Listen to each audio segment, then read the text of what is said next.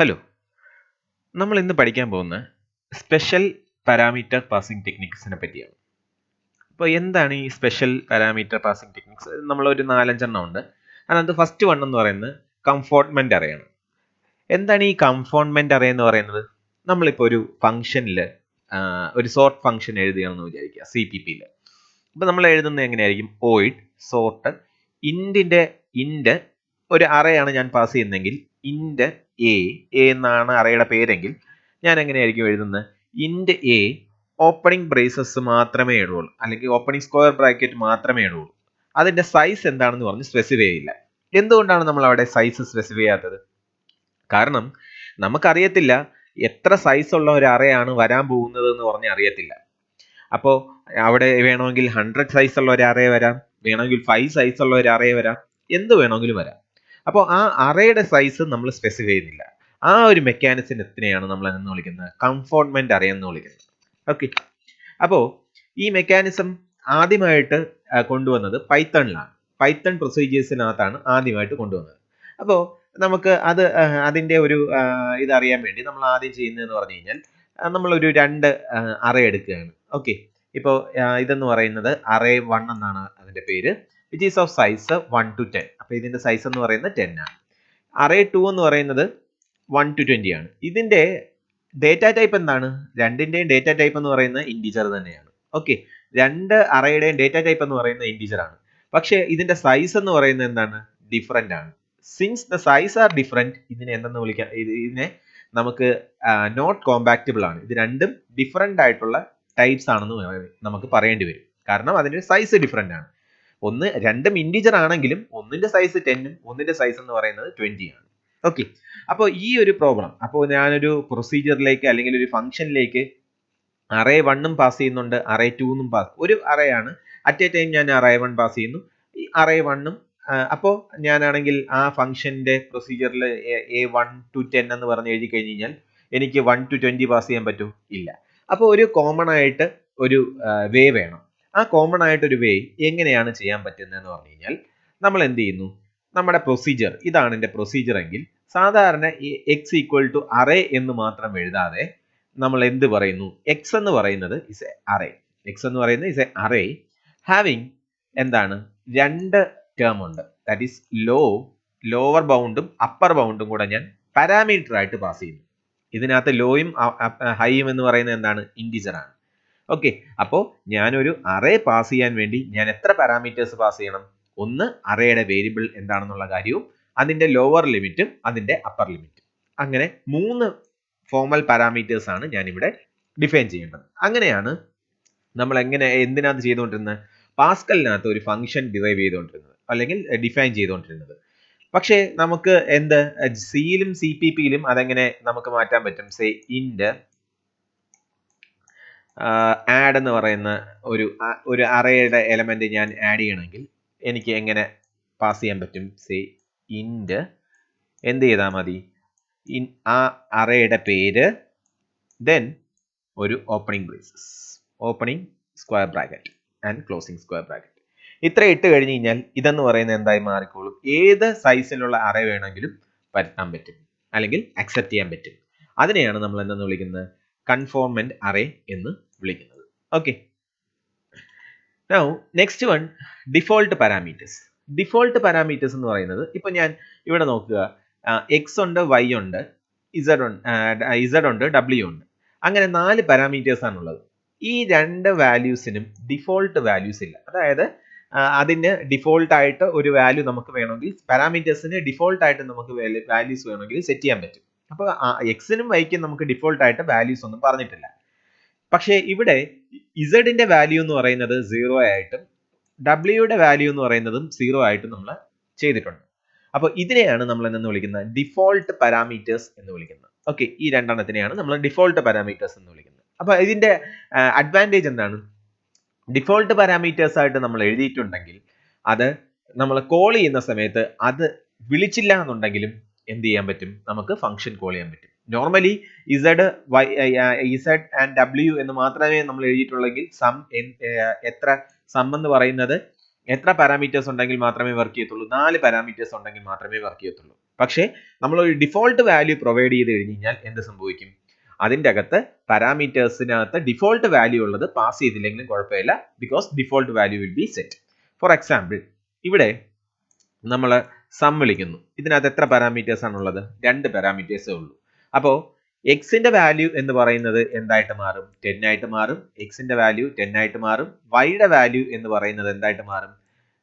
15 ആയിട്ട് മാറും. What about Z? Z എന്ന് പറയുന്നത് ഞാൻ പാസ് ചെയ്തിട്ടുണ്ടോ? ഇല്ല. പാസ് ചെയ്യാത്തത് കാരണം ഡിഫോൾട്ട് വാല്യൂ എടുക്കും.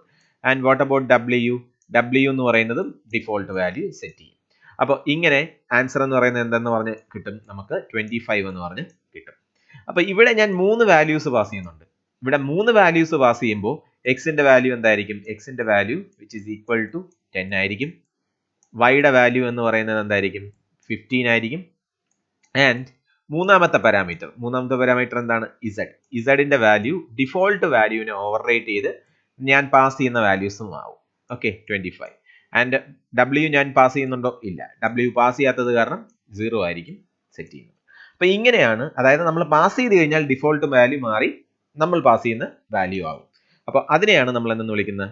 ഡിഫോൾട്ട് പാരാമീറ്റേഴ്സ് എന്ന് വിളിക്കുന്നത്.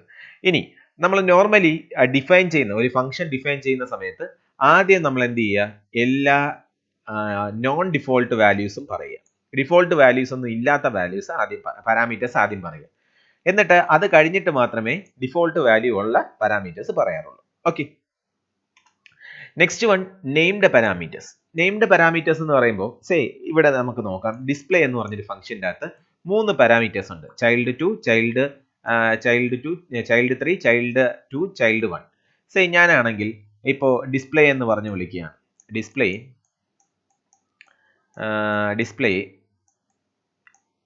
A, B, C. ഇത് നോർമൽ ആയിട്ടുള്ള കോളിംഗ് ആണ്. ഓക്കെ, നോർമൽ ആയിട്ടുള്ള കോളിങ്ങിനെ നമ്മൾ പൊസിഷണൽ പാരാമീറ്റേഴ്സ് എന്നാണ് വിളിക്കുന്നത്.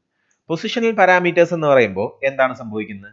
എ എന്ന് പറയുന്ന വാല്യൂ എന്തായിട്ട് മാറും? ചൈൽഡ് 2ന്റെ വാല്യൂ, ചൈൽഡ് 3യുടെ വാല്യൂ ആയിട്ട് മാറും. ആൻഡ് ബി എന്ന് പറയുന്നത് എന്തായിട്ട് മാറും? ചൈൽഡ് 2ന്റെ വാല്യൂ ആയിട്ട് മാറും. ആൻഡ് ചൈൽഡ് 1ന്റെ വാല്യൂ എന്ന് പറയുന്നത് എന്തായിട്ട് മാറും? സി ആയിട്ട് മാറും. ഓക്കെ, അപ്പോൾ പൊസിഷൻ അനുസരിച്ചാണ് ആ വാല്യൂ സെറ്റ് ചെയ്യുന്നത്. ഇനി നമുക്ക് വേറൊരു കാര്യമുണ്ട്. നമുക്ക് ആ ഒരു വേരിയബിളിന്റെ പേര് വെച്ച് നമുക്ക് പാസ് ചെയ്യാൻ പറ്റും. അതിനെയാണ് നമ്മൾ എന്ന് വിളിക്കുന്നത്? നെയിംഡ് പാരാമീറ്റേഴ്സ് എന്ന് വിളിക്കുന്നത്. അപ്പൊ ചൈൽഡ് 1ന്റെ വാല്യൂ എന്ന് പറയുന്നത് ഞാൻ എന്ത് ചെയ്യുന്നു? സംഗീത എന്ന് പറയുന്നു. അപ്പോൾ ചൈൽഡ് 1 എന്ന് പറയുന്ന പാരാമീറ്റർ വാല്യൂ സംഗീതമായിട്ട് സെറ്റ് ചെയ്യുന്നു. ചൈൽഡ് 2 എന്ന് പറയുന്നതിന് പൂർണിമയായിട്ട് സെറ്റ് ചെയ്യുന്നു. അപ്പോൾ ചൈൽഡ് 2 എന്ന് പറയുന്ന ഈ ഒരു പാരാമീറ്ററിന്റെ വാല്യൂ പൂർണിമയായിട്ട് സെറ്റ് ചെയ്യുന്നു. ഫൈനലി ചൈൽഡ് 3 എന്ന് പറയുന്നത് കാർത്തിയായിട്ട് സെറ്റ് ചെയ്യുന്നു. അപ്പോൾ എന്ത് സംഭവിക്കും? ഞാൻ യങ്ങസ്റ്റ് ചൈൽഡ് ഡിസ്പ്ലേ ചെയ്യുമ്പോൾ ഞാൻ ചൈൽഡ് 1 എന്താണ്? ചൈൽഡ് 3 എന്താണ്? ചൈൽഡ് 3 എന്ന് പറയുന്ന കാർത്തിയാണ്. സോ ഔട്ട്പുട്ട് എന്തായിരിക്കും? കാർത്തി ആയിരിക്കും. ഈ ഒരു കേസിലാണ് എന്നുണ്ടെങ്കിൽ നമ്മൾ ആദ്യമായിട്ട് പാസ് ചെയ്യുന്ന parameter that is A will be displayed. Okay, അപ്പൊ ഇതിനെയാണ് നമ്മൾ എന്ന് വിളിക്കുന്നത്? നെയിംഡ് പാരാമീറ്റേഴ്സ് എന്ന് വിളിക്കുന്നത്, അല്ലെങ്കിൽ കീവേഡ് പാരാമീറ്റേഴ്സ് എന്നും വിളിക്കാറുണ്ട് അതിനെ. നെക്സ്റ്റ് പ്രോപ്പർട്ടി എന്ന് പറയുന്നത് variable length parameter. Variable length parameter എന്ന് പറയുമ്പോൾ നമുക്ക് പെട്ടെന്ന് തന്നെ ഓർമ്മ വരുന്നത് പ്രിന്റ് എഫ് ആണ്, അല്ലെ? അപ്പൊ പ്രിന്റ് എഫിനകത്ത് പ്രിന്റ് എഫ് ഞാൻ ഹലോ വേൾഡ് പ്രിന്റ് ചെയ്യുന്നു. അപ്പൊ ഇതിനകത്ത് എത്ര പാരാമീറ്റർ, അല്ലെങ്കിൽ HW എന്ന് പറഞ്ഞ് ഞാൻ പ്രിന്റ് ചെയ്യുന്നു, HW. ഓക്കെ, അപ്പോൾ ഇതിനകത്ത് എത്ര പാരാമീറ്റർ ഉണ്ട്? ഇറ്റ് കണ്ടെയ്ൻ ഓൺലി 1 പാരാമീറ്റർ, അല്ലേ? ഇനി എനിക്ക് പ്രിന്റ് എഫ് വെച്ച് എനിക്ക് 2 ഇന്റീജർ വേരിയബിൾസ് പ്രിന്റ് ചെയ്യണം. സോ printf %d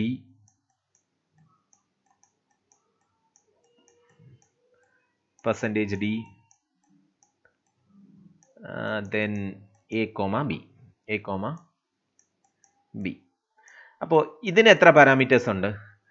ഇതെന്ന് പറയുന്നത് ഒരു പാരാമീറ്റർ 1, ഇതെന്ന് പറയുന്ന രണ്ടാമത്തെ പാരാമീറ്റർ, ഇതെന്ന് പറയുന്ന മൂന്നാമത്തെ പാരാമീറ്റർ. അപ്പോൾ നമ്മൾ വേരിയബിൾ ലെങ്ത് പാരാമീറ്റേഴ്സ് നമുക്ക് എന്തിലോട്ട് പാസ് ചെയ്യാൻ പറ്റും? ഒരു ഫംഗ്ഷനിലേക്ക് പാസ് ചെയ്യാൻ പറ്റും. അപ്പൊ പ്രിന്റ്എഫിന് എനിക്ക് 5 വാല്യൂ പാസ് ചെയ്യണമെങ്കിൽ 5 വാല്യൂ ആണെങ്കിൽ ടോട്ടൽ 6 പാരാമീറ്റേഴ്സ് ആണ് വരുന്നത്. അപ്പോൾ നമ്മൾ ഓരോന്നിനും ഓരോ ഡെഫിനിഷൻ എഴുതിയിട്ടുണ്ടോ? ഇല്ല, ഒറ്റ ഡെഫിനിഷനെ നമ്മൾ എഴുതിയിട്ടുള്ളൂ.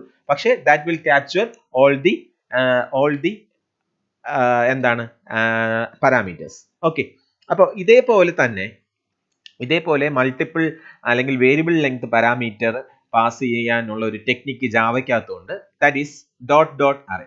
അപ്പോൾ ഈ 3 dot followed by parameter name. ഇപ്പൊ എ എന്ന് പറഞ്ഞ് ഞാൻ ഓർഗ്യുമെന്റ് ആയതുകൊണ്ടാണ് ഓർഗസ് എന്ന് പറഞ്ഞ് എഴുതിയിരിക്കുന്നത്.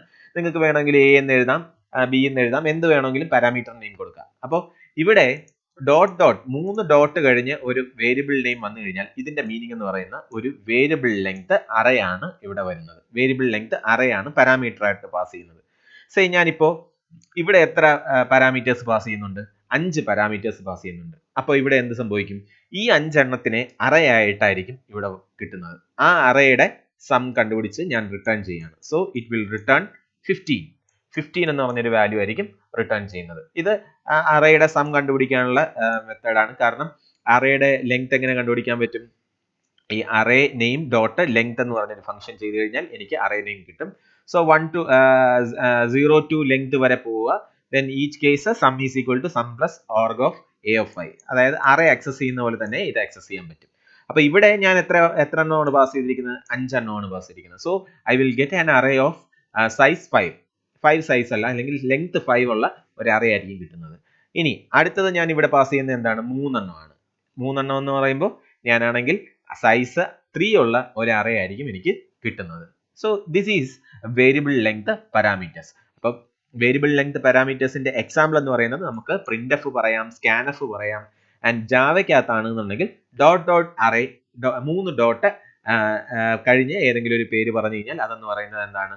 അതൊരു വേരിയബിൾ ലെങ്ത് പാരാമീറ്റർ ആണ്. Variable length parameter. Okay, next one generic sub routine അല്ലെങ്കിൽ മോഡ്യൂൾസ്. അപ്പോൾ എന്താണ് ഒരു ജനറിക് സബ് റൂട്ടീൻ അല്ലെങ്കിൽ മോഡ്യൂൾസ്? അപ്പോൾ നമുക്ക് ഞാൻ ഒരു ഫയൽ എടുക്കുകയാണ്. നിങ്ങൾ ഒരു ഫയൽ എടുക്കുകയാണെന്ന് വിചാരിക്കുക. ഇതിനെ ഞാൻ ar.py എന്ന് പറഞ്ഞ് ഞാൻ എഴുതുന്നു. ഒരു പൈത്തൺ ഫയലാണെന്ന് വിചാരിക്കുക. Okay, then what I am doing is I am defining function for add വിളിക്കുന്നു, സബ് വിളിക്കുന്നു, സബ് എന്ന് പറഞ്ഞൊരു ഫംഗ്ഷൻ എഴുതുന്നു, മൾ എഴുതുന്നു, ആൻഡ് div എഴുതുന്നു, ആൻഡ് മോഡ് എഴുതുന്നു, ആൻഡ് എക്സ്പോണന്റ് എഴുതുന്നു. ഓക്കെ, അങ്ങനെ ഞാൻ 6 ഫംഗ്ഷൻ ഇതിനകത്ത് ഡിഫൈൻ ചെയ്തിരിക്കുകയാണ്. ജസ്റ്റ് ഒരെണ്ണം പറയുകയാണെന്നുണ്ടെങ്കിൽ def add a, b colon return a plus b. ഇതേപോലെ ഞാൻ ആഡിനും സബിനും താഴെ ഞാൻ എഴുതുകയാണ്. ഓക്കെ, അപ്പൊ ഇതെന്ന് പറയുന്നത് ഒരു പൈത്തണിന്റെ ഒരു ഫംഗ്ഷൻ എഴുതുന്നതാണ്. അപ്പൊ നിങ്ങൾക്ക് എല്ലാവർക്കും പൈത്തണിന്റെ ഫംഗ്ഷൻ ഒക്കെ എഴുതാൻ അറിയാം. അങ്ങനെ ഇത്രയും ഫംഗ്ഷൻ ഉള്ള ar.py എന്ന് പറഞ്ഞ് ഞാനൊരു ഫയൽ എഴുതി. ഇതിനകത്ത് ഈ ഫംഗ്ഷൻ മാത്രമേ എഴുതിയിട്ടുള്ളൂ. Then it is called a module. ഇതെന്ന് പറയുന്നത് ഒരു മോഡ്യൂൾ ആണ്, അരിത്തമെറ്റിക് ഓപ്പറേഷൻ ഉള്ള ഒരു മോഡ്യൂൾ ആണ്. ഇങ്ങനെ ഒരു മോഡ്യൂൾ നിങ്ങൾ എഴുതി കഴിഞ്ഞു കഴിഞ്ഞാൽ നിങ്ങളുടെ ഉപയോഗം എന്താണ്? You can import this into another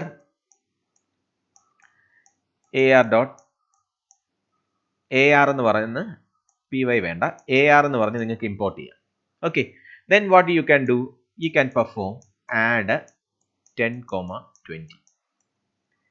okay, അപ്പോൾ ഇതാണ് ഇതിന്റെ അഡ്വാൻറ്റേജ് എന്ന് പറയുന്നത്. add 10,20 എന്ന് പറയുമ്പോൾ ഈ ഒരു ഫയലിനകത്ത് നമ്മൾ add എന്ന് പറഞ്ഞൊരു ഫംഗ്ഷൻ എഴുതിയിട്ടുണ്ടോ? ഇല്ല. അപ്പോൾ എന്ത് ചെയ്യും? ഇവിടെ നേരെ ar എന്ന് പറയുന്ന ഫയലിലേക്ക് പോകും. ARന്റെ അകത്ത് ആഡ് എഴുതിയിട്ടുണ്ടോ? യെസ്, ആഡ് എഴുതിയിട്ടുണ്ട്. അവിടെ എന്ത് സംഭവിക്കും? Return a plus b. So it will return what is the value? 30 എന്ന് പറഞ്ഞൊരു വാല്യൂ നമുക്ക് റിട്ടേൺ ചെയ്തു തരും. അപ്പൊ ഇതാണ് മോഡ്യൂളിന്റെ.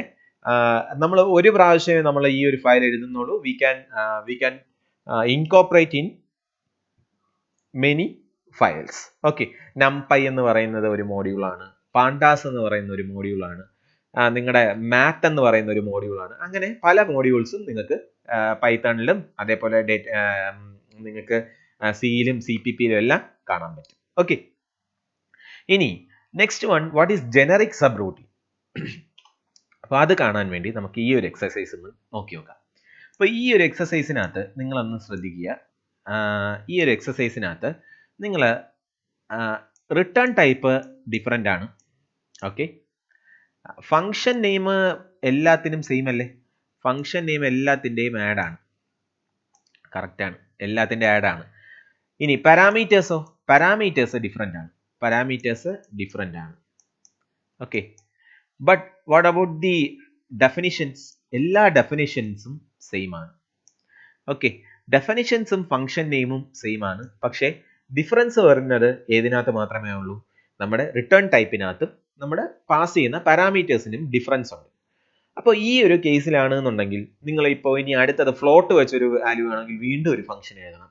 അങ്ങനെ ടൈപ്പ് മാറുന്ന അനുസരിച്ച് നിങ്ങൾ ഓരോ ഫംഗ്ഷൻ എഴുതിക്കൊണ്ടിരുന്നു കഴിഞ്ഞാൽ ഒരു ഫംഗ്ഷന് തന്നെ we can create nearly 50 to 60 functions.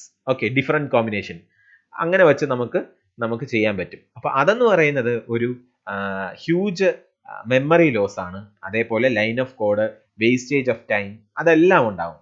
അപ്പൊ അതിന് പകരം ഇവിടെ വ്യത്യാസമുള്ള കാര്യങ്ങളെ നമുക്ക് എങ്ങനെയെങ്കിലും ഒരു ജനറിക് ഫംഗ്ഷൻ ആയിട്ട് മാറ്റണം. ജനറിക് ഫംഗ്ഷൻ എന്ന് പറഞ്ഞു കഴിഞ്ഞാൽ ഏത് ഡേറ്റ ടൈപ്പ് ഉള്ള കാര്യം വന്നു കഴിഞ്ഞാലും അക്സെപ്റ്റ് ചെയ്യണം. സ്ട്രിങ് വന്നു കഴിഞ്ഞാൽ സ്ട്രിങ് അക്സെപ്റ്റ് ചെയ്യണം, ഇൻഡിജർ വന്നു കഴിഞ്ഞാൽ ഇൻഡിജർ അക്സെപ്റ്റ് ചെയ്യണം എന്നുള്ള രീതിയിലുള്ള ഒരു കൺസെപ്റ്റിനെയാണ് നമ്മൾ എന്ന് വിളിക്കുന്നത് ജനറിക് സബ് റൂട്ടീൻ എന്ന് വിളിക്കുന്നത്, അല്ലെങ്കിൽ ജനറിക് പ്രോഗ്രാമിംഗ് എന്ന് വേണമെങ്കിലും നമുക്ക് പറയാം. അപ്പോൾ ആർഗ്യുമെന്റ്സിന്റെ ടൈപ്പ് ഡിഫറെന്റ് ആണ്, പക്ഷെ ചെയ്യുന്ന കാര്യങ്ങൾ സെയിം ആണ്. പ്ലസ് ആണ് ഓപ്പറേഷൻ ചെയ്യുന്നത്, എല്ലാത്തിനകത്തും പ്ലസ് ആണ് ചെയ്യുന്നത്. അപ്പോൾ നമുക്ക് എവിടെയാണ് നമ്മൾ ജനറിക് പ്രോഗ്രാമിംഗ് ചെയ്യേണ്ടത്? ആർഗ്യുമെന്റ്സിന് മാത്രമേ ഡിഫറൻസ് ഉള്ളൂ, ആർഗ്യുമെന്റ്സിന്റെയും റിട്ടേൺ ടൈപ്പിന്റെയും കാര്യങ്ങളിൽ മാത്രമേ ഡിഫറൻസ് ഉള്ളൂ, പക്ഷെ ചെയ്യുന്ന കാര്യങ്ങളെല്ലാം സെയിം ആണ് എന്നുണ്ടെങ്കിൽ, അല്ലെങ്കിൽ ഡെഫിനിഷൻസ് എല്ലാം സെയിം ആണ് എന്നുണ്ടെങ്കിൽ നമുക്ക് എന്തിലേക്ക് മാറാം? ജനറിക് സബ് റൂട്ടീനിലേക്ക് നമുക്ക് മാറാം. അതിനുവേണ്ടി ജാവയ്ക്കകത്ത് നമുക്ക് ജനറിക് പ്രോഗ്രാമിംഗ് ഇൻക്ലൂഡ് ചെയ്തിട്ടുണ്ട്. അതേപോലെ CPP-ക്കകത്ത് ടെംപ്ലേറ്റ് എന്ന് പറയുന്ന ഒരു കാര്യം കൊണ്ട് ജനറിക് ഫംഗ്ഷൻ ഇംപ്ലിമെന്റ് ചെയ്യുന്നുണ്ട്.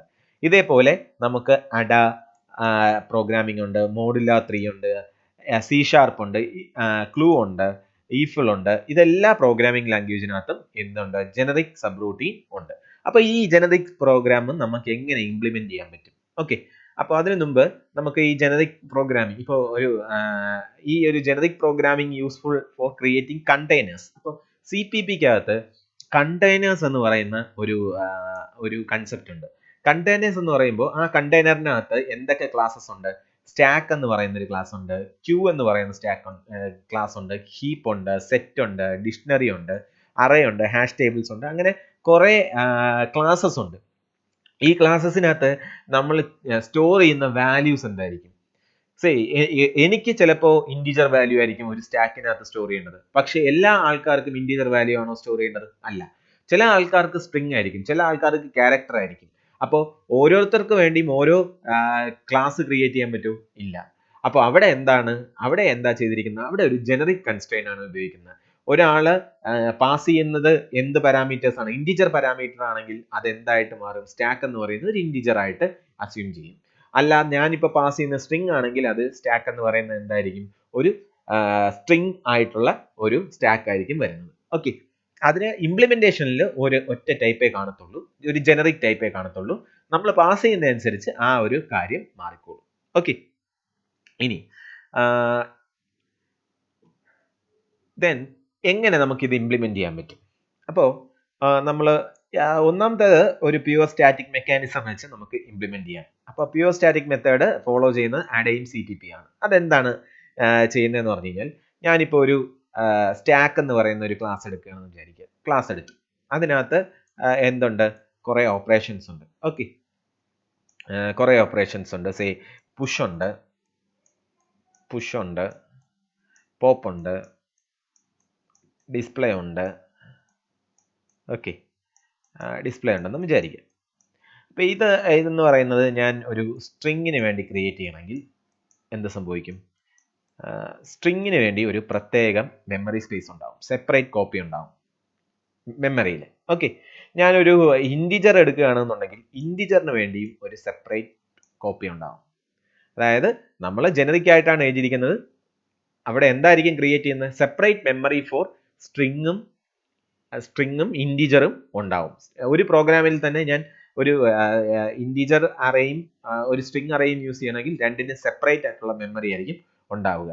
പക്ഷേ എന്താണ് ജാവയ്ക്കകത്തൊക്കെ എന്ന് പറഞ്ഞു കഴിഞ്ഞാൽ ജാവയ്ക്കകത്തൊക്കെ ഇതിനു വേണ്ടി ഇപ്പോൾ ഞാനൊരു സ്ട്രിംഗ് സ്റ്റാക്കും അതേപോലെ ഒരു ഇൻറ്റിജർ സ്റ്റാക്കും ആണ് യൂസ് ചെയ്യുന്നതെങ്കിൽ ഈ ഫങ്ഷൻസ് എല്ലാം ഒരു കോമൺ ആയിട്ടുള്ള സ്പേസിലായിരിക്കും സ്റ്റോർ ചെയ്യുന്നത്. രണ്ടിനും കോമൺ ആയിട്ടുള്ള ഒരു ഷെയർ കോഡായിരിക്കും നമുക്ക് ക്രിയേറ്റ് ആവുന്നത്. ഓക്കെ, ഇനി ചില എന്താണ് നമ്മളിപ്പോൾ ഒരു ഇവിടെ പറയുന്നുണ്ട് ഒരു ക്യൂവിൻ്റെ കാര്യം നമ്മൾ എടുക്കുകയാണ്. സ്റ്റാക്ക് കഴിഞ്ഞ് queue with same set of argument ആണ് ചെയ്യുന്നതെങ്കിൽ അപ്പോൾ അവിടെ ഉണ്ടാവുന്ന എൻ ക്യൂവും ഡി ക്യൂവും ഓപ്പറേഷൻസ് ഉണ്ട്, അല്ലെങ്കിൽ റൂട്ടീൻസ് ഉണ്ട്.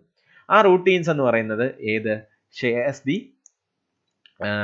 ദി എന്തായിരിക്കും code of enqueue and dequeue. അതായത് ഇപ്പോൾ ഒരു ഇൻറ്റീജർ വാല്യൂ ആണ് നമ്മൾ എടുക്കുന്നതെങ്കിൽ ആ ഇൻറ്റീജർ വാല്യൂ രണ്ട് ക്യൂവും ഇൻറ്റീജർ ആണ് എന്നുണ്ടെങ്കിൽ ആ ഇൻറ്റീജർ ആ ഒരു പർട്ടിക്കുലർ ഇപ്പോൾ Q1 ഉണ്ട് Q2 ഉണ്ട്, Q1 ഇൻറ്റീജർ ആണ് Q2 ഇൻറ്റീജർ ആണ് എന്നുണ്ടെങ്കിൽ ഇൻ CPP അവരെന്ത് ചെയ്യും എൻ ക്യൂവും ഡി ക്യൂവും ഒക്കെ റൂട്ടീൻസ് ഒക്കെ ഷെയർ ചെയ്യും.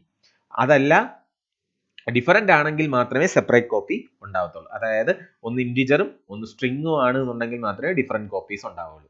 ഇനി യഥാർത്ഥത്തിൽ നല്ലൊരു കമ്പൈലർ ആണ് എന്നുണ്ടെങ്കിൽ രണ്ടും ക്യൂ ആണ്, അപ്പൊ അതിനകത്തുള്ള ഓപ്പറേഷൻസും രണ്ട് സെയിം ആണ് എന്നുള്ള കാര്യം തിരിച്ചറിയുകയും അത് എന്ത് വേണം ചെയ്യാൻ, അതിന് ഒരു സെയിം ആയിട്ടുള്ള മെമ്മറി വേണം എപ്പോഴും ഷെയർ ചെയ്യാൻ. ഓക്കെ, അത് ചെയ്യുന്നത് ആരാണ്? ജാവയ്ക്കകത്ത് അങ്ങനെ ഒരു കാര്യം ചെയ്യുന്നുണ്ട്.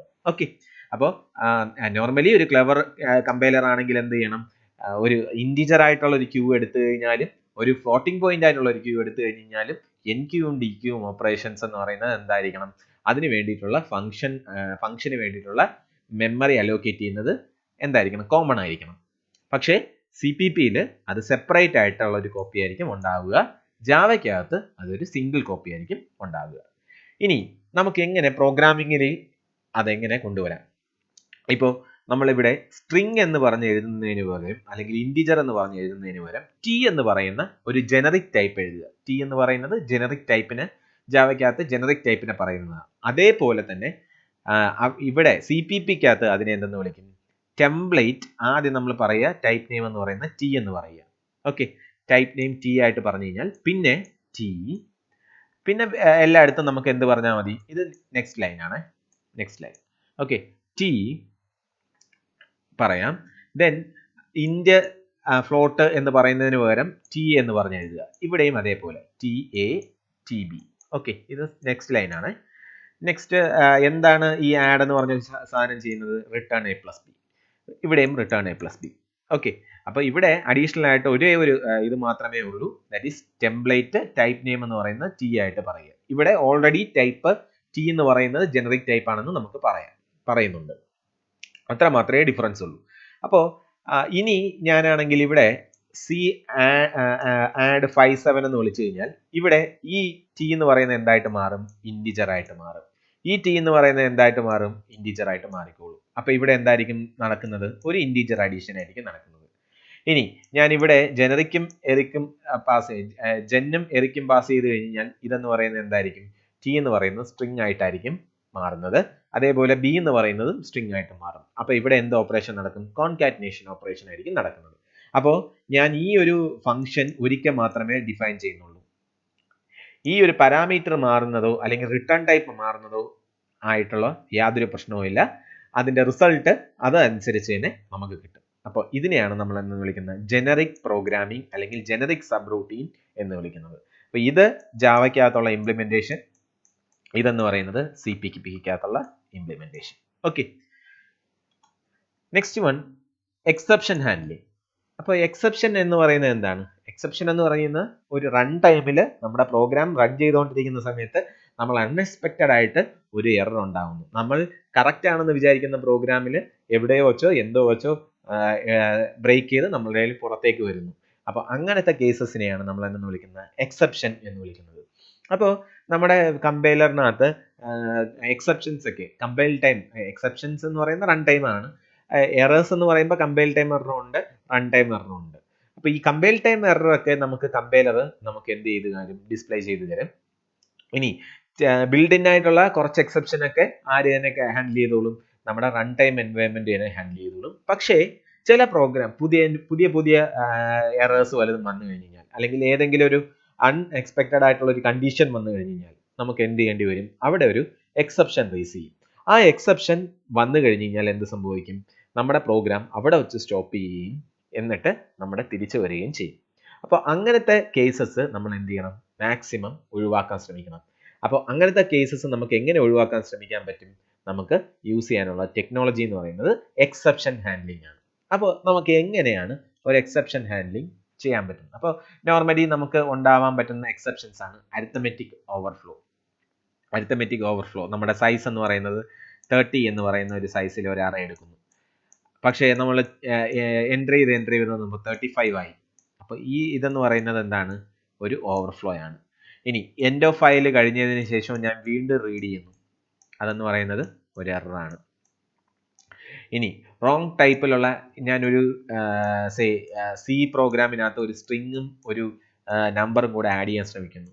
That is A exception. ഇനി യൂസർ ഡിഫൈൻഡ് കണ്ടീഷൻസ്. അപ്പോൾ അതായത് യൂസർ ഡിഫൈൻഡ് കണ്ടീഷൻ എന്ന് പറയുന്നത് ഫോർ എക്സാമ്പിൾ നമുക്ക് വേണമെന്നുണ്ടെങ്കിൽ ഒരു ഇൻകറക്റ്റ് പാസ്വേഡ് എന്ന് പറയുന്ന കേസസ് നമുക്ക് വേണമെങ്കിൽ യൂസർ ഡിഫൈൻഡ് കണ്ടീഷൻ ആയിട്ട് വേണമെങ്കിൽ നമുക്ക് പറയാം. ഓക്കെ, അപ്പോൾ അല്ലെങ്കിൽ ഏതെങ്കിലും ഒരു കണ്ടീഷൻ ആവുമ്പോൾ നമുക്ക് ഇന്ന എക്സെപ്ഷൻ റേസ് ചെയ്യണം എന്നുള്ള കേസസിൽ നമുക്ക് പറയാം. അപ്പോൾ ഈ ഒരു എക്സെപ്ഷൻസ് ഒക്കെ നമുക്ക് എങ്ങനെ ഹാൻഡിൽ ചെയ്യാൻ പറ്റും? അപ്പോൾ എന്തിനാണ് നമ്മൾ എക്സെപ്ഷൻ ഹാൻഡ്ലിംഗ് യൂസ് ചെയ്യുന്നത്? എക്സെപ്ഷൻ ഹാൻഡ്ലിംഗ് യൂസ് ചെയ്യുന്നതിന് 3 കാരണങ്ങളുണ്ട്. പർപ്പസ് എന്ന് പറയുന്നത്, ഫസ്റ്റ്, ഒരു എക്സെപ്ഷൻ വന്നു കഴിഞ്ഞാൽ ആ എക്സെപ്ഷനിൽ നിന്ന് റിക്കവർ ചെയ്യാൻ നമുക്ക് പറ്റും. റിക്കവർ ചെയ്തിട്ട് ബാക്കി കണ്ടിന്യൂ ചെയ്യാൻ പറ്റും. ഫോർ എക്സാമ്പിൾ ഇപ്പോൾ 1 2 3 4 5 എനിക്ക് ഒരു എക്സെപ്ഷൻ വന്നു കഴിഞ്ഞ് കഴിഞ്ഞാൽ ഇവിടെ 2 വെച്ചാണ് എക്സെപ്ഷൻ വന്നതെങ്കിൽ നേരെ എങ്ങോട്ടേക്ക് പോകും? എൻഡിലേക്ക് പോകും. അപ്പോൾ ഈ ഒരു 2 എന്ന് പറയുന്ന ഒരു ലൈനിൽ മാത്രമാണ് ഇഷ്യൂ എന്നുണ്ടെങ്കിൽ നമുക്ക് എന്ത് സംഭവിക്കും? നമുക്ക് 2 കഴിഞ്ഞിട്ട് ബാക്കിയുള്ള കോഡൊന്നും ഒരു ഇഷ്യൂ ഒന്നും ഇല്ലാത്ത കോഡാണ്. അപ്പോൾ അങ്ങനെയാണെന്നുണ്ടെങ്കിൽ ബാക്കിയുള്ളതൊന്നും അത് റൺ ചെയ്യത്തില്ല. അപ്പോൾ എന്ത് സംഭവിക്കും? അതെന്ന് പറയുന്ന ഒരു ഡിസഡ്വാൻറ്റേജ് ആണ്. അങ്ങനെ ഒരു കോഡ് എന്ന് പറയുന്നത് ഒരു പ്രോപ്പർ കോഡല്ല.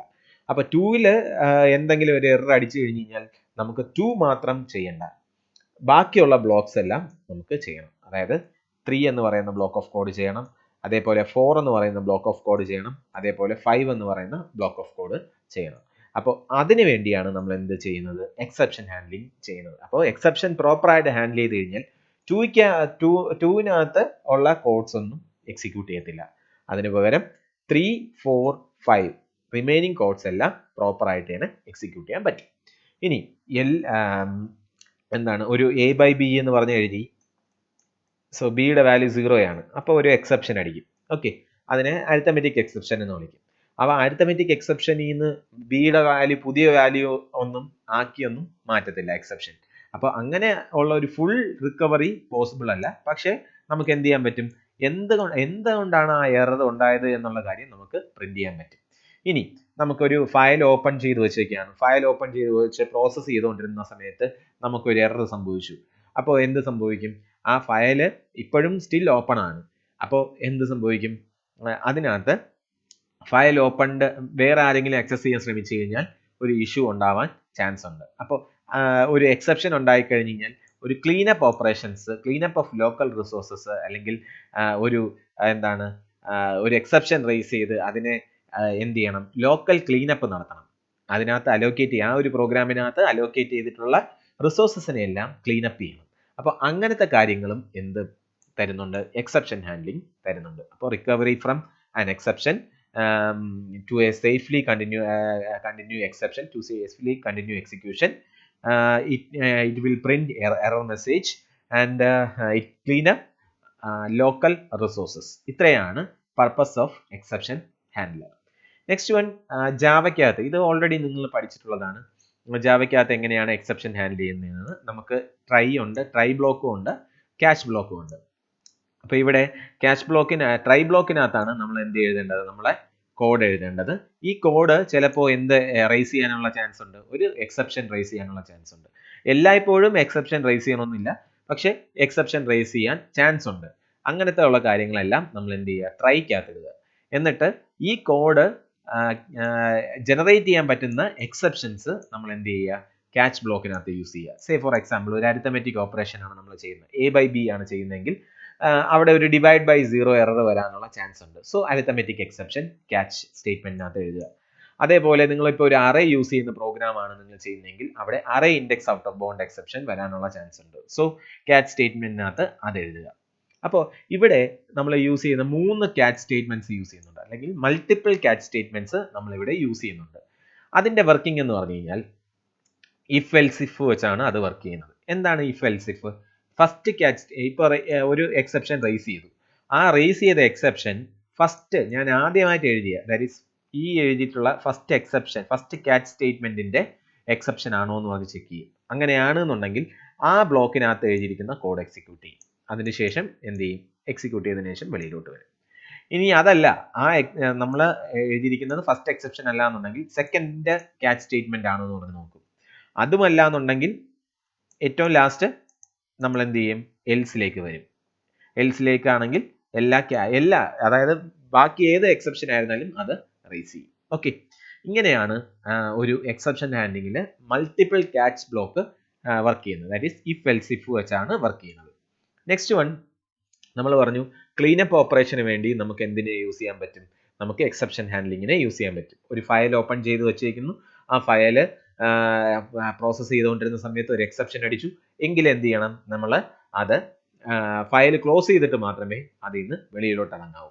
ആ ഒരു പർട്ടിക്കുലർ കോഡൊക്കെ എഴുതാൻ വേണ്ടി നമ്മൾ യൂസ് ചെയ്യുന്നതാണ് ഫൈനലി ബ്ലോക്ക്. ഫൈനലി ബ്ലോക്ക് എന്ന് പറയുമ്പോൾ ഒരു എക്സെപ്ഷൻ നടന്നില്ല എന്നുണ്ടെങ്കിലും ട്രൈ കഴിഞ്ഞിട്ട് എങ്ങോട്ടേക്ക് വരും? ഫൈനലിയിലേക്ക് വരും. ഇനി ഒരു എക്സെപ്ഷൻ നടന്നു കഴിഞ്ഞാൽ ഏതെങ്കിലും ഒരു ക്യാച്ച് സ്റ്റേറ്റ്മെന്റ് കഴിഞ്ഞിട്ട് നേരെ ഫൈനലിയിലേക്ക് വരും. ഓക്കെ, അപ്പോൾ എക്സെപ്ഷൻ ഉണ്ടായി കഴിഞ്ഞു കഴിഞ്ഞാലും എക്സെപ്ഷൻ ഇല്ല എന്നുണ്ടെങ്കിലും നമുക്ക് എന്ത് കോഡ് എക്സിക്യൂട്ട് ചെയ്യും? ഫൈനലിക്കകത്ത് നമ്മൾ എഴുതുന്ന കോഡ് എക്സിക്യൂട്ട് ചെയ്യും. അപ്പോൾ ഒരു ഫയൽ ഓപ്പൺ ചെയ്ത് വെച്ചിട്ടുണ്ടെങ്കിൽ എക്സെപ്ഷൻ ഇല്ല എന്നുണ്ടെങ്കിലും ഫൈനലിയിൽ ചെന്ന് ആ ഫയൽ ക്ലോസ് ചെയ്യും. അതേപോലെ ഒരു എക്സെപ്ഷൻ ഉണ്ടെങ്കിലും നമ്മൾ എന്ത് ചെയ്യും? ഫൈനലി ബ്ലോക്കിൽ ചെന്ന് ആ ഫയൽ ക്ലോസ് ചെയ്യും. അപ്പൊ ഇതാണ് ഫൈനലി ബ്ലോക്കിന്റെ അഡ്വാൻറ്റേജ്.